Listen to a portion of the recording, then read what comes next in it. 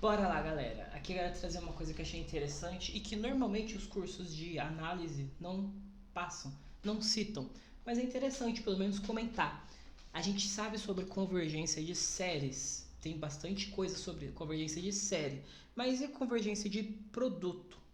Né? Porque tem o somatório infinito, que é uma série, e tem a versão análoga para produtório, né? Produtório infinito. Que é também uma sequência, né?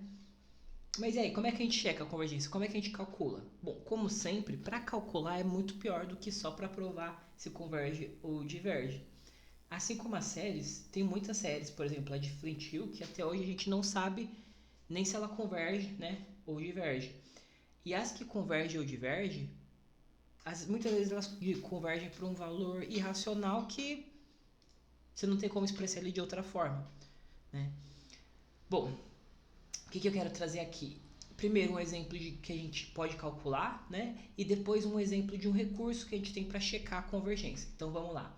Esse daqui, como é que eu começo? A gente tem que lembrar que um produtório ou um somatório nada mais é do que um limite. Eu vou tentar não ser tão técnico, né, aqui, porque eu não quero fazer isso aqui não é uma aula de análise real. Então eu vou limitar o quão técnico eu vou ser, mas é importante lembrar que sempre que surge a infinitude, a gente estiver falando de cálculo, a gente está falando de um limite. A gente está trabalhando com a convergência, né? É, bom, é o único recurso que a gente tem em cálculo, em análise real, de mexer com infinitude. Então o que acontece? O que eu posso fazer? Esse K cubo mais 1, ele é um produto notável. Ele é K mais 1, isso, vezes K ao quadrado menos K mais 1. Isso. E o outro? E o K ao cubo menos 1? Ele vai ser K menos 1 e K ao quadrado mais K mais 1. Certo? Fatorei. Por que eu fatorei? Sempre é um dos recursos. Quando a gente tem uma coisa polinomial, fatorar sempre é uma ideia válida.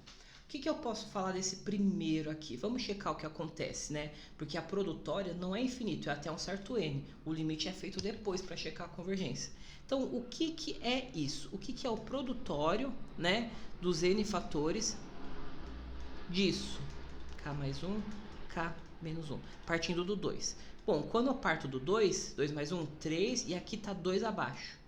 Produtório do próximo, 4, 2 abaixo. Próximo, 5, 2 abaixo. 6, 2 abaixo. 7, 2 abaixo. 8, 2 abaixo. E por aí vai, né? Bom, o que eu estou vendo?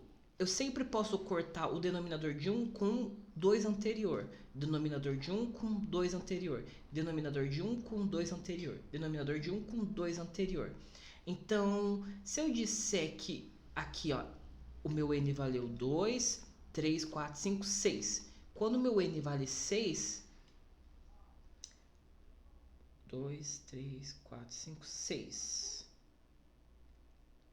N mais 1, N mais 2. Acho que é isso mesmo. É isso mesmo.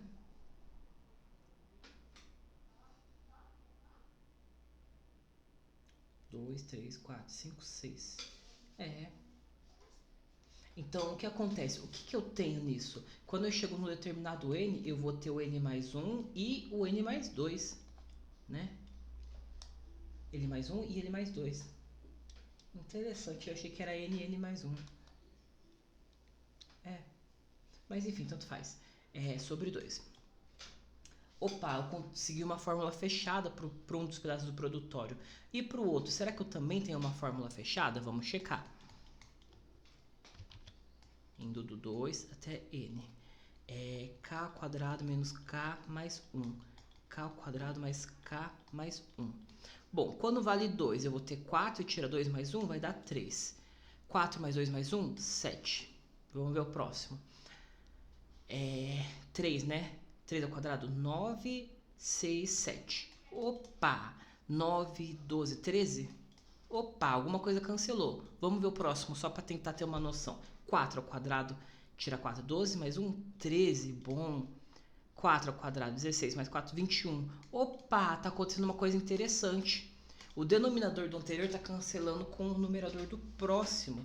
E no final, o que está me dizendo? A ideia é que isso está virando o quê?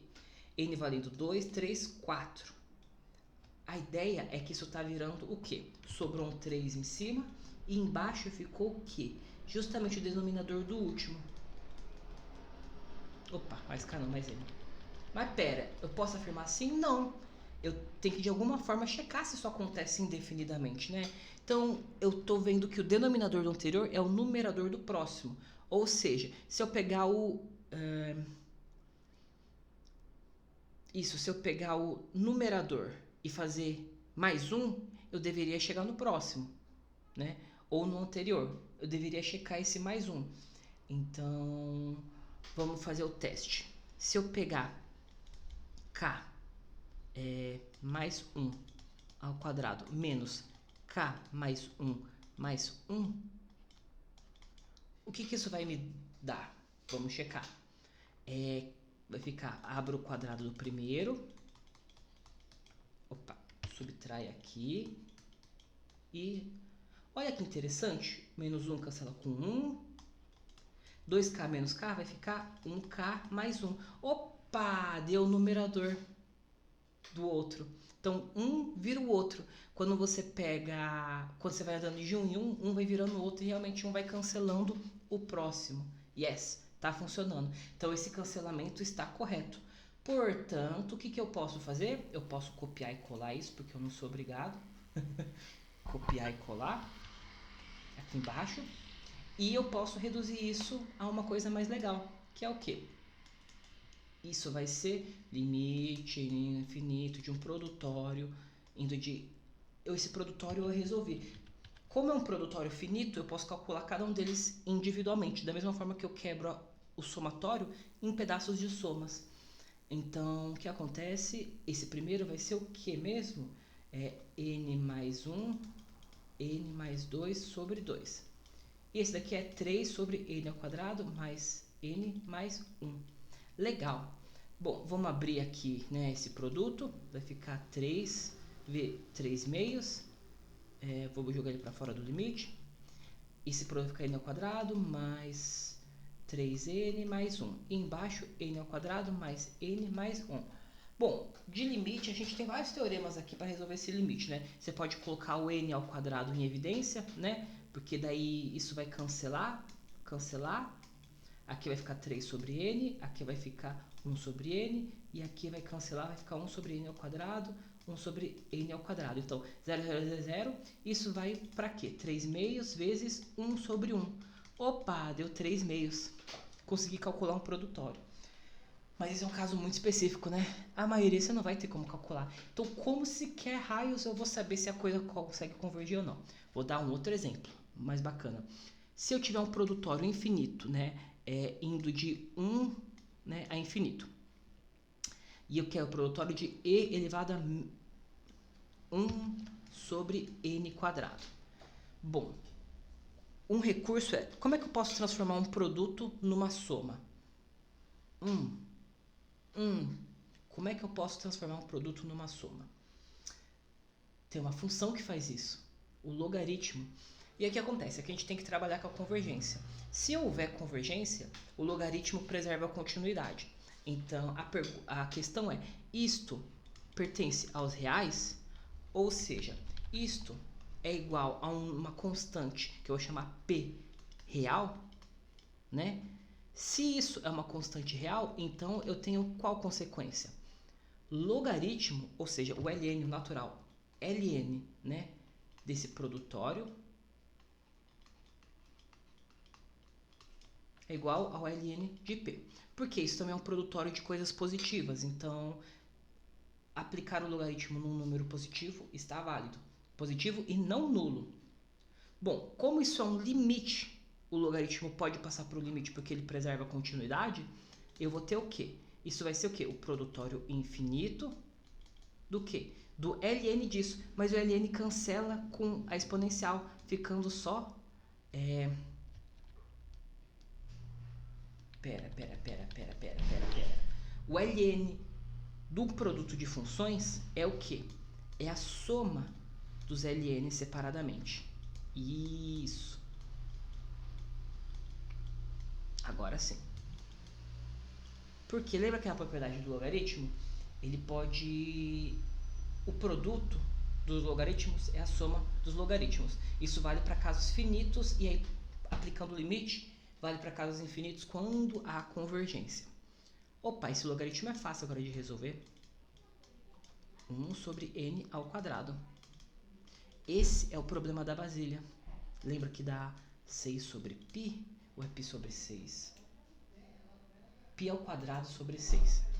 Π ao quadrado sobre 6. Aí a pessoa tem que lembrar que esse somatório existe já, que é o problema da Basília. Opa, então quer dizer que o logaritmo do nosso produtório original dá π ao quadrado sobre 6. Isso implica que P tem que ser e elevado a π ao quadrado sobre 6, que é o nosso produtório original.